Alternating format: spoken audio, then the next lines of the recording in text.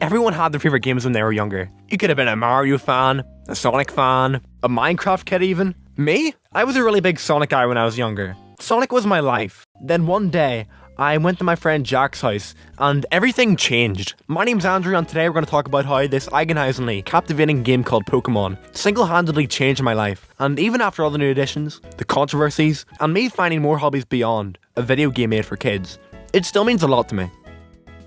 Pokémon is the highest grossing media franchise in the world currently, and it's old enough to have several generations of kids grew up on it. And despite the first games being released in 1996, I was born in 2004, so by the time I was old enough to play the games, they were already on their 5th iteration. This is where my friend Jack comes into the equation. I'd go to his house and usually, we'd sit and play Sonic Colors and watch Phineas and Ferb. But that all changed one day, whenever I walked into his living room and I heard a certain melody that I would become oh so familiar with. I sat and watched him the entire time. The little weird creatures on the screen moving and attacking each other. Shit looked sick. I went home that afternoon and begged my mum to get me a copy. And later that night, I became a proud owner of Pokémon Black, and I started my mission to be the best. Opened the game for the first time, named myself, heard the charming music, and was met with 3 distinct faces. The starters. Your biggest decision in any Pokemon game. They usually decide your strongest party member and you grow a surprisingly strong attachment. Yeah, I chose Oshawott. Yeah, I named Billy with 3 L's and 2 Y's, and together we set out on a journey. Being like 7 and only playing Mario and Sonic, reading in a video game, and the lack of a jump button was something I wasn't used to. In other words, there's a lot of why can't I jump? Yeah, I fucking sucked. But I went back to Jack's house and he showed me how to not only play the game, but read. And together we not only took down Silent, but all 8 gym leaders and eventually became champion. I even vividly remember him being several gyms ahead of me most of the time, and showing me glimpses of all these random Pokemon I've never seen before. Things changed over time, and we got introduced to a little game called Minecraft, and he also started playing Halo. But we were both excited for Black and White too. In your first game, you really only use your starter Pokemon, and give or take 1 or 2 more Pokemon. But that all changed on October 12th, 2012. Rushed out of school, got White 2, and started playing all over again.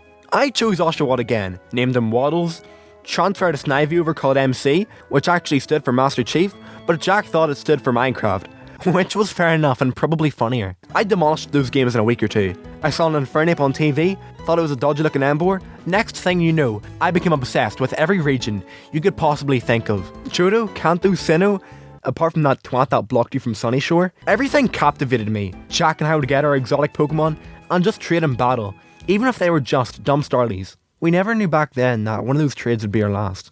As shortly after the announcement of X and Y, he moved to America and we lost contact. On top of being my best friend, he also showed me a lot of the news, so without him I was lost, in both ways. Circa 2013, 9-year-old Andrew kicks up YouTube and starts watching Pokemon X and Y news, being exposed to all the leaks and being exposed to a whole new avenue of Pokemon. Hello my purple banditos and welcome back to more Let's Play Pokemon. Alright, so let's fight Hilbert. What's up everyone and welcome back to Pokemons. Watching Purple Rodri, Shofu, munching orange, Tyranitar tube became a hobby of mine, and something I would attempt to imitate myself.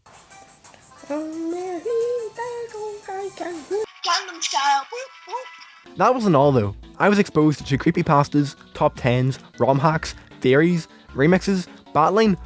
Oh yeah, battling in Pokemon is the most quintessential aspect of the games, and playing against AI. There's only so much challenge before you steamroll everything with your level 100 starter. This is where I was introduced to online battling, where your levels are set, making it an even playing field. I remember going online, being confident, and getting stomped by some Japanese person with a shiny Gengar. I wanted to know how I could be that good at the game, so I sought out the internet. This is where I got introduced to a little tool called Action Replay. Essentially, Action Replay makes it so you can do anything you want, get anything you want, and catch anything you want to actually. The limits were nearly endless. So naturally, I got 6 legendaries, named them all foul things, and off I went. I didn't have Jack to play with, mind you, but I still held his knowledge. I gave the tool to a friend in school, and the metagame evolved. No longer was it battling with our starters and some crappy herdier. Now, it was a battle with titans who could destroy the world in an instant. We eventually grew out of that insanity as we moved into an era of 3D. Of course, battling was still prevalent. However, anti-hacking measures made it so I couldn't transfer over my beasts. Me and my school friends still battled, albeit more grounded. At the last year of my primary school, we had several incredibly fun battles with the teams we've built up over the years. Then I left, and it sucked. With my newfound free time during the summer of 2015, I needed a new hobby. I made, quite possibly, the biggest mistake an 11-year-old could make. I installed Pokemon Amino. Now you're probably thinking, what's an amino? And no, it's not a sponsor. It's a really dumb app where you have these subdivisions of communities and you chat, create posts, etc. And I had a dumb amount of followers in that app. I deleted my account, so the only memories I have of my times in that app were the memories of getting groomed. On top of there being a lot of dodgy people in this app, me and my friend Ethan installed it and got involved in the community. We entered a random chat, which would eventually spark a war. This would soon be called the Type War. I think someone made a post that was a giant poll to see which was the best type. Then someone in the comment section said, you know what, I'll show you the best type with my Pokemon. And that was that. The war started. If you couldn't tell, this war was a culmination of 18 groups of people who all chose representative types and they all fought it out to see who was truly on top. And me and Ethan, we were in the Dragon Clan. Pfft, obviously. The war was short-lived due to there being illegal activity in the group chats. But more relevantly, we got thrashed by the fairy group. You know, reading this back, the war really wasn't balanced, huh? At this point I stepped back from Pokemon. I dived into every possible facet, and to be honest, I wasn't enjoying it anymore. And that was mostly because of the diminishing returns on each game I played.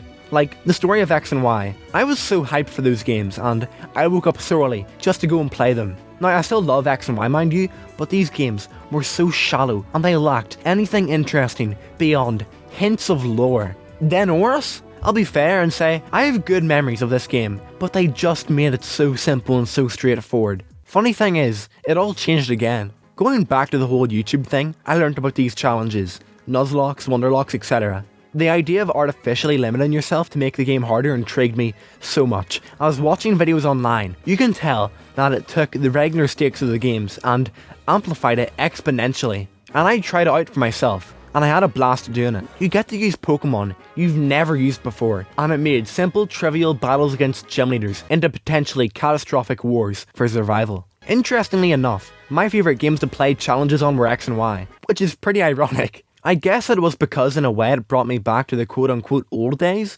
And speaking of old days, whenever I was younger, I would watch people play ROM hacks, and I never knew how to actually play them. I just watched them play the games, and I would pop off whenever I seen anything that deviated from my norm. Like, I'd watch someone play Volt White 2, and then they battle Roxanne in Aspertia, and then I'd be like, you can do that? So I'd get on White 2, go to Aspertia, and nothing.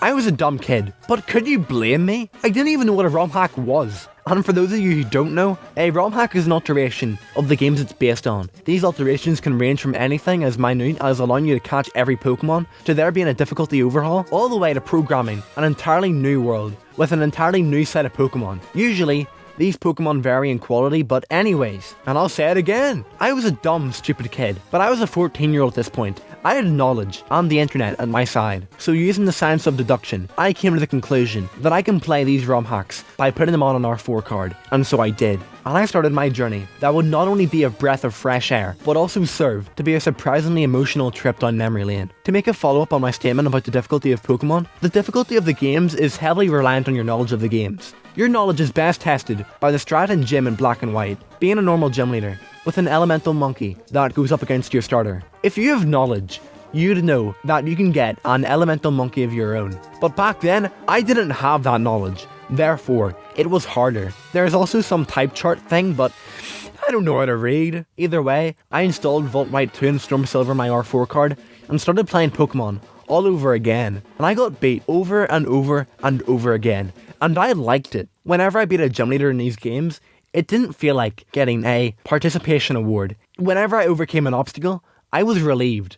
On top of having a much more vast selection of Pokemon to choose from, it felt like a reward for being a fan. Every battle was a struggle for victory, and that was just like how it used to be. But gradually I pulled through, and I became attached to this new team I'd built. I had the idea to transfer them over to the main games, so I had them if I needed them, but I assumed I couldn't trade Pokemon from ROM hacks to the actual games, and I was gutted. Until I tried. I hooked up my 8-year-old copy of Pokemon White 2 and attached it to my copy of Volt White 2, and I was astonished to see that I could in fact trade them over to my actual games. So I went on to White 2 for the first time since 2012, prepared a box for trading, and as I was making space, I stumbled upon a set of Pokemon. It was several Pokemon that belonged to Jack. No, They weren't legendaries or anything special. They were just several random Pokemon he had. It was weird looking at them 8 years later, because the two of us hadn't talked in years, and to see this Shadow's called Jammy still be here, untouched, for all these years, being worthless at the time, yet somehow, all these years later in the future, hold this much value to me. I came to the conclusion that it would be better to keep the Pokemon where they were. I don't know why I felt this way. They were just kilobytes of data, but if I did transfer those Pokemon, it felt to me that something from my childhood would be tainted with.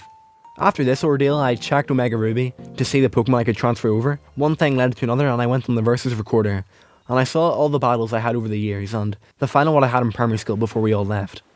All the battles from Pokemon Amino were there, untouched. People who I've lost contact with, everything was there, the exact same as it was 5 years ago. I still play Pokemon. I still pick up the new release. I still wait in 6-hour queues to go to a temporary shop. But Pokemon is really only Pokemon if you have friends to experience it with. Sure, I have friends now, more even, and I'm sure it's my nostalgia talking here, but nothing will ever triumph. Sitting in Jack's living room, trading random Pokemon, and being so naive to the memories I was making. Nothing will ever triumph being 11, going to school on the last day, and sitting battling the entire time. Nothing will ever triumph sitting past my bedtime, under the sheets, trying to beat the Elite Four in Pokemon White 2. But I could pick up a new game and get a glimpse at the person I used to be.